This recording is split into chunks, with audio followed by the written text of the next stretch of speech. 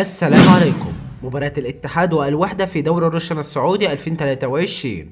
هنتعرف على موعد المباراة والقنوات الناقلة والتوقيت لترتيب الفريقين. بس قبل ما نبدأ يا شباب، زي ما احنا متعودين، ما تنسوش الصلاة على النبي عليه أفضل الصلاة والسلام، ولايك للفيديو واشتراك لأول مرة تشوفنا. وبس كده، يلا بينا على التفاصيل.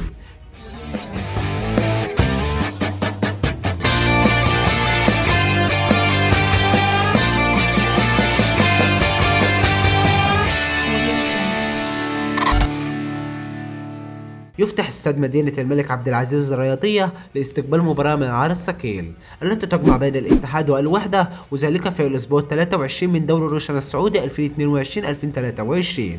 وسوف تنقل المباراة على قناة SSC سبورت 1 HD، هي القناة الحاصلة على حقوق الطبع والنشر. أما بالنسبة لترتيب الفريقين، يأتي نادي الاتحاد في المركز الأول بعد ما لعب 22 مباراة ب 53 نقطة، ويأتي نادي الوحدة في المركز ال 13 بعد ما لعب 22 مباراة ب 22 نقطة. وإن شاء الله سوف تنطلق سفرية بداية المباراة في تمام الساعة 9 مساء بتوقيت تونس والجزائر والمغرب، 10 مساء بتوقيت مصر ليبيا والسودان، 11 مساء بتوقيت السعودية وقطر والعراق وسوريا وفلسطين واليمن والكويت، 12 مساء بتوقيت الإمارات وعمان.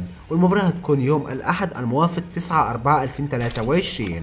وبس كده يا شباب، نكون تعرفنا على موعد المباراة والقنوات الناقلة والتوقيت لترتيب الفريقين. لو انت استفدت من الفيديو النهارده، ما تبخلش عليا باللايك والاشتراك في القناة، وتنزل تكتب توقعك لنتيجة المباراة. كان معاكم محمود صاحب قناة محمود سبورت. اشوفكم في فيديو جديد. سلام.